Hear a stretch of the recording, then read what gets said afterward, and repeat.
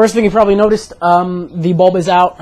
I bought a new one last night, but it's the wrong one, so I gotta go swap it out and then get a new one, but whatever. I'm kind of rambling at this point. What's up, guys? Welcome to Wednesday's upload. I got a match here against someone by the name of shadowkid017. Took this from Battle for Charity. He donated twice, so we get 2 matches.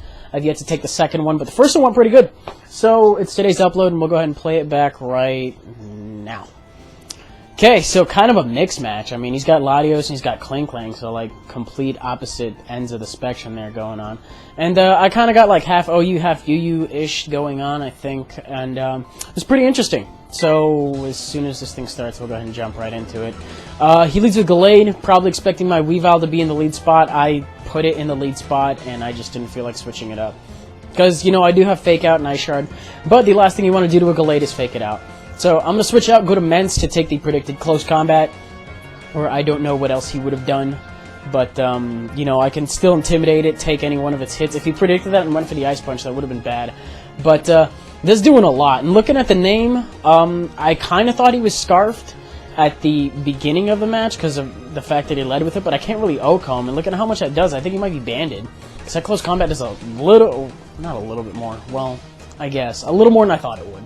But I'm a Specs Mence, so he switches in this Mandibuzz, which I think he told me was max HP, close to max or max Spec D, so this crit actually does end up mattering.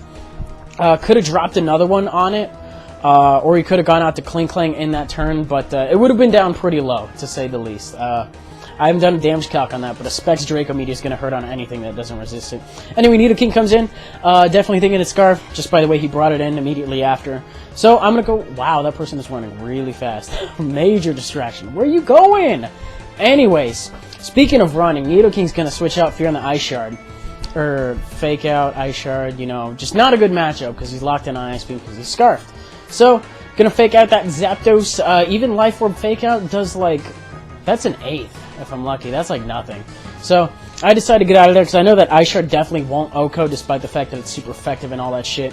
Gonna go to Mence, actually thinking that he's gonna go for the Heat Wave, but he goes for the Thunder Wave. I find that funny that they're both waves, but they both do different things. I don't know. Anyways, he paralyzes me, kind of thinking he might fire off a Hidden Power Ice, but if he's got Thunder Wave and he took the Fake Out that well, I'm kind of suspecting he's a mono attacking set with some other moves.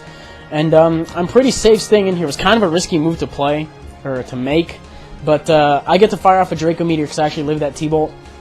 And it look at how much damage that does. Specs Mence, I love Specs Mence, okay? I don't even use it that often, but when I do, it wrecked a Mandibuzz with a crit. I'll probably do a damage calc on that immediately after. I don't know how much it would have done. But it does that much to a probably max HP Zapdos, if I'm not mistaken. I don't know. But still did a lot of damage and, you know, put some heavy hits into the team. So, not bad, not bad. Anyways, Weavile comes in.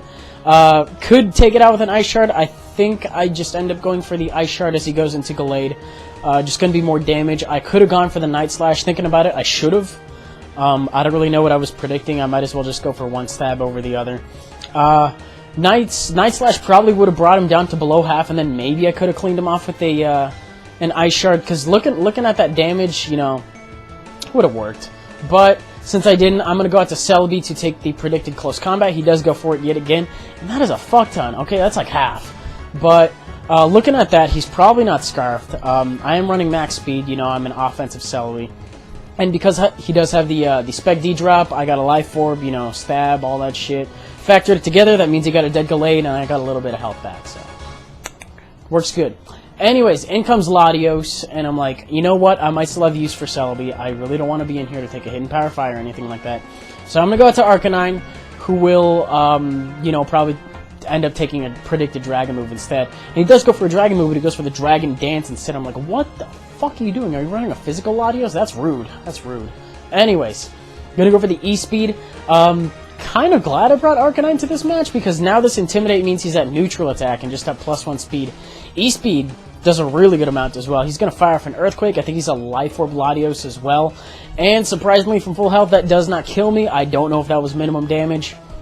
But Latios has this weird attacking stat that does good against some things and then bad against some other things. It's mainly just about surprise. But he brings in Clang Clang right here because he knows I'm going to go for another E-Speed. I have no reason just to try to sack it right now. But I don't really mind that I die right here because this just means I get switch initiative, so I don't care. I don't care. Anyways, what do I switch in? I switch in Lucario. This is a Scarf Lucario, if I'm not mistaken. Doesn't really come too big into play this match. It's more about the surprise factor as well. But he's going to switch in Nidoking, you know, to take the close combat because he resists and all that shit. Takes it a lot better than I thought he would. Then again, it is resisted. I'm not running any stat boosting things or anything. It's just I think it's just an Adamant Scarf Lucario. There's nothing special about that. I'm going to go do Celebi next.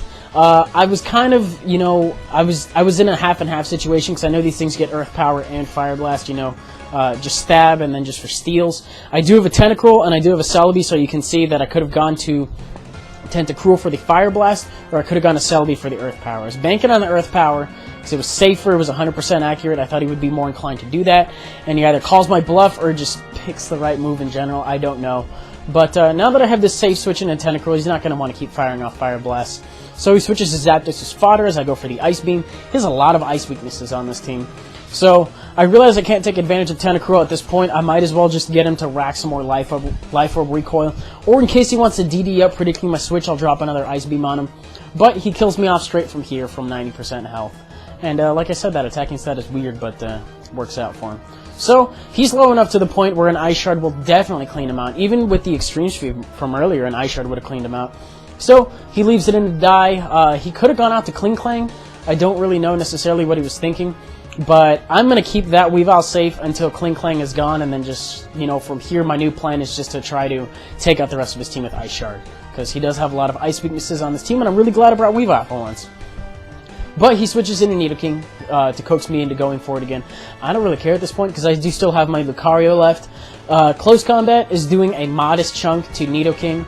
And I can just switch out on Klinklang as long as I can get the switch safe. Then I think I have the match because I can do some damage to Nidoking or Klinklang depending on what happens. And depending on his next move, you know, that'll affect how the rest of the match goes. But it turns out it's just a stab gear grind. You know, I resist it. Klinklang's not boosted. He's running lefties, not Life Orb, all that stuff. I take it pretty good. No crits or anything like that. Looking good. So, gonna fire off a Close Combat from here. I think he just leaves this thing in to figure out what move I'm gonna lock myself into.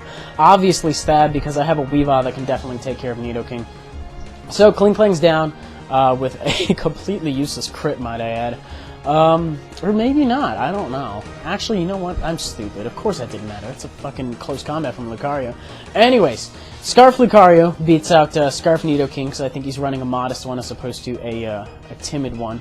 But does a good amount. Ice Shard probably would have taken him out from that range, but I'm kind of just rambling at this point because you know what happens next after he goes for a Fire Blast, you know. I'm just going to come in with Weavile, go ahead and Ice Shard, and then that's going to be the game. So, yeah, we'll just wait for that, I suppose. I don't know, I got a little bit ahead of myself. I think it was, speaking of score, I think it was 1-0. I think that was my last one, and that's his last one. So that's the game. I mean, if you guys enjoyed it, go ahead and leave a like, rating, comment, subscribe if you did. And I think that'll do it out of me. Kind of got a little bit ahead of myself at the end there. But that's Wednesday's upload. I guess kind of a noteworthy mention is I have this this Wi-Fi dongle I ordered. It's kind of a range extender according to the package. But when that does come in, if it turns out, you know, to cooperate with my DS and it offers me Wi-Fi signal in my room that my DS can use, because the thing is these doors are solid wood, so like internet signal has a hard time getting through them. I get enough with my computer, but not enough with my DS. Anyway, point is that thing, if it works, it'll let me battle more often, so I might stream more often. That's probably going to come in tomorrow or Friday. I'm thinking that if I can get it to work the instant, well, the instant that it does work, if it does work, I will stream, you know, that day, but I'll keep you guys posted, you know, just watch your sub boxes and all that shit. That's really all I got going on that pertains to you guys. So that'll do it out of me, and I'll see you guys tomorrow.